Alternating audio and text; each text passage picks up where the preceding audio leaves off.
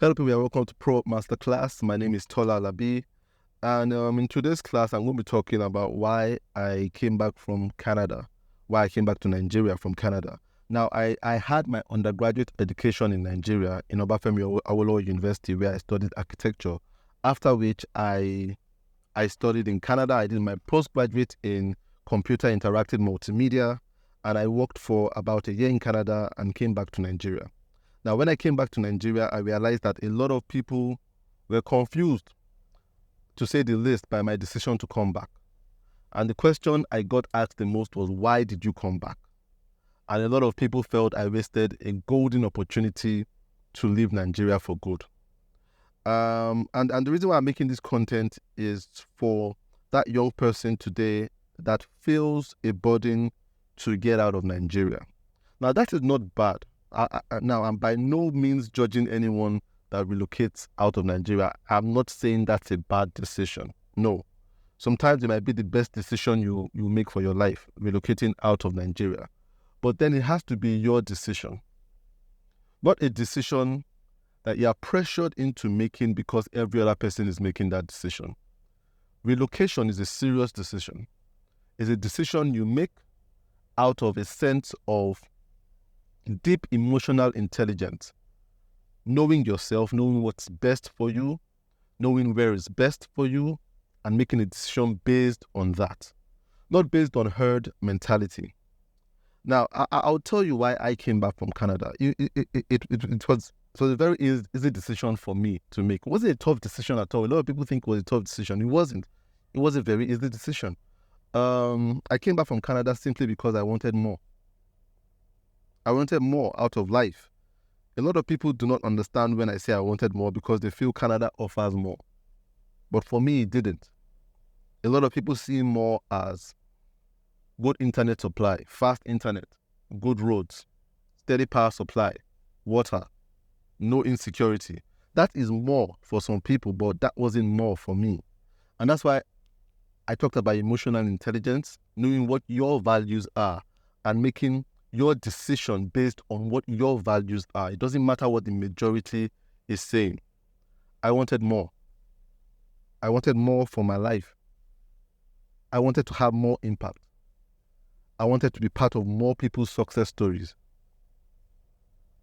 I wanted more, and I couldn't get more in Canada.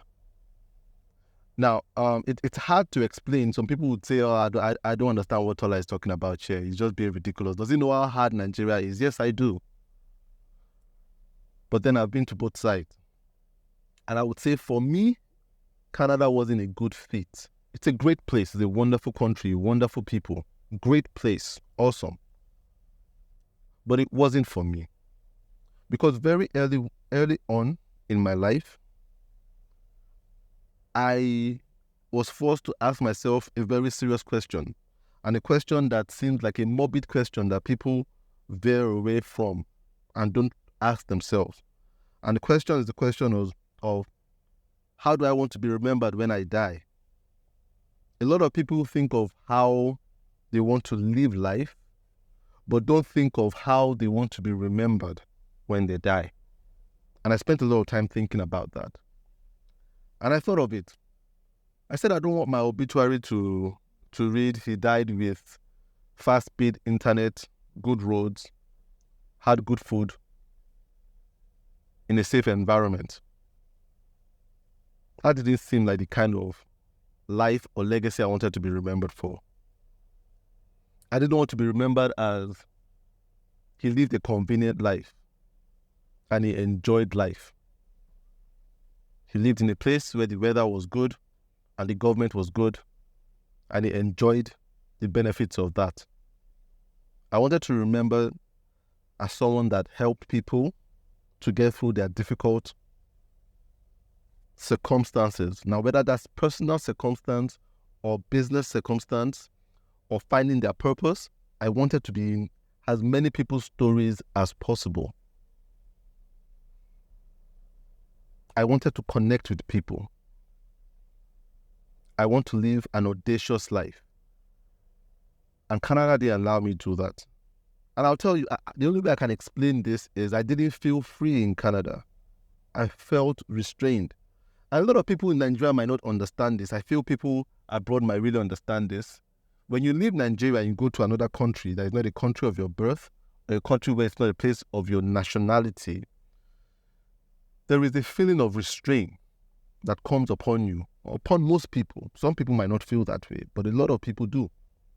And I can only liken it to spending time or going for holiday or going to live with an uncle or a relative who is very well-to-do.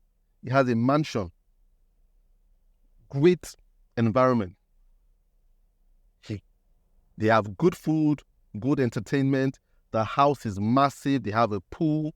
Your room is bigger than your room in your father's house, but you have to go and stay with that uncle for a period of time. Now, no matter how rich or comfortable your uncle is, or how nice he is, very few of us will feel as comfortable as we would feel in our parents' house. You see, your uncle might tell you, feel at home, feel comfortable. But when you are sitting on that chair and stretching your leg out across the couch, and your uncle walks in, a lot of you will adjust yourself again. And your uncle say, no, feel comfortable, don't worry, I'm right here. But no matter how much he says feel comfortable, you realize that you are not his child. So you might enjoy these things, but you still feel like you're enjoying it with one arm tied behind your back. Unlike in your father's house or most people's parents' house, you feel more comfortable. You see, you realize that this is your father's house. It might be smaller, but you feel freer. That was exactly how I felt in Canada. I felt like I was walking with eggshells. Everything came down to, don't do this, don't do this, don't do this. It might work against you, it might work against you, it might work against you staying, it might work against your papers, it might work against this, and I just couldn't live life like that. I couldn't live life like that. I wanted more. I wanted to be more audacious. I wanted to be more audacious about reaching out to people, about doing what I wanted to do. It was just a bit too structured for me. But that came out of a knowledge of knowing who I was and what I wanted out of life. So before you fill those forms and pack those bags and go, you want to really ask yourself, what do you want out of life? What are your values? You see, I have a lot of friends who are in Canada right now, and they're comfortable. They're comfortable with the 9 to 5. They're comfortable with average. They're comfortable with that average. Oh, there's enough food for me and my family, and we are good, and that's good enough. And I really don't care if any other person knows me or any other person feels I'm impacting their life. As long as my family is comfortable, that is good. And we are safe, that is good. For some people, those are their values, and they are cool with living abroad. For me, I want more. I want to impact more than my family. I want to benefit more than my kids and my wife. I want to be remembered by way more people. So I'm willing to overlook all those inconveniences that Nigeria poses, and they are quite a number. But for me, the purpose of relevance and being a part of as many people's success story as possible outweighs the insecurity, outweighs the erratic power, outweighs the bad governance, outweighs all that. I live for that obituary moment. What it would read. That is what I live for. And I guess we should all try to ask ourselves what we live for. That will allow you to make more conscious decisions. So before you pack those bags, before you fill that form, before you write that exam, think about it.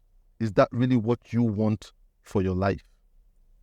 And I want to challenge everyone to do what it is that they feel works for their life.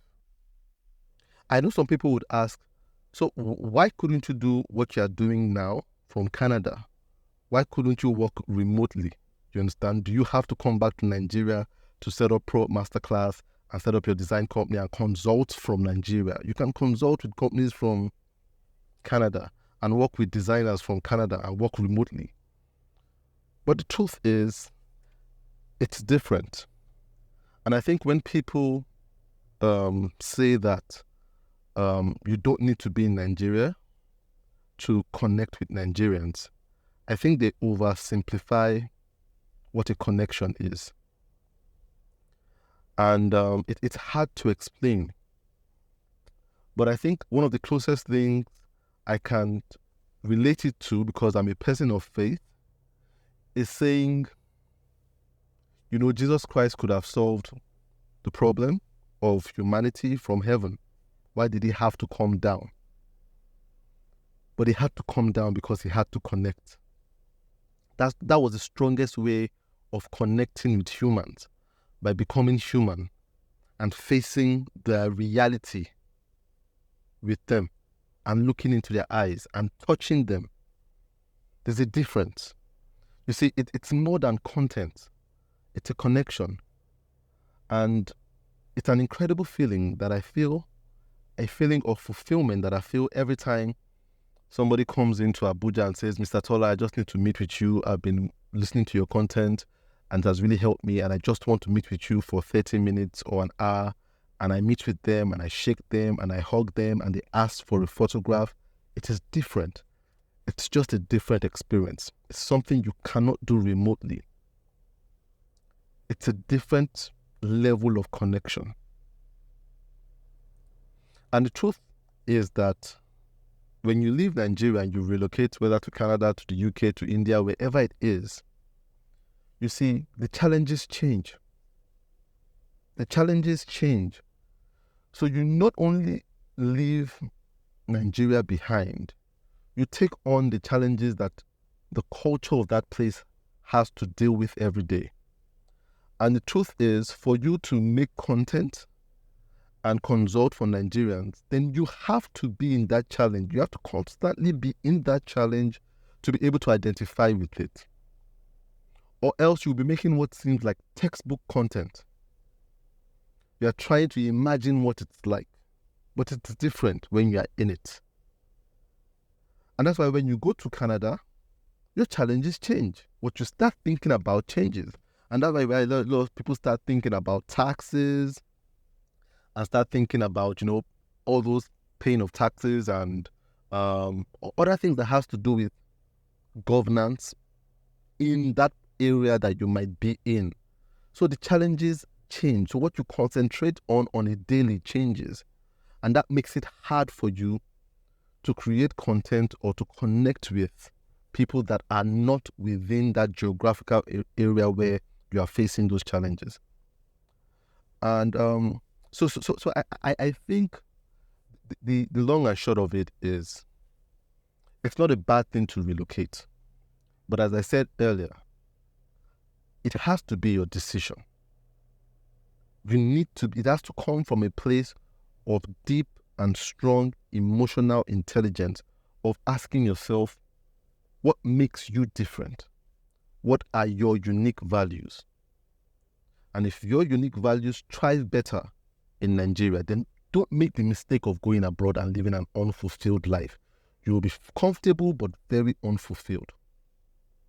And if your unique values align with living abroad, then by all means go. Don't stay in Nigeria, because you will live an unfulfilled, frustrated life. Even if you have a lot in Nigeria, even if you are living a life of opulence in Nigeria, if they don't align with your inner values, then you'll be unfulfilled and you'll be unhappy. So the long and short of it is, make the decision based on, let it be your decision. Let it be based on your values. Let it be based on deep thinking and asking yourself deep questions. And I do hope that at the end of the day, people make more conscious decisions that allows them to be more impactful at the end of the day.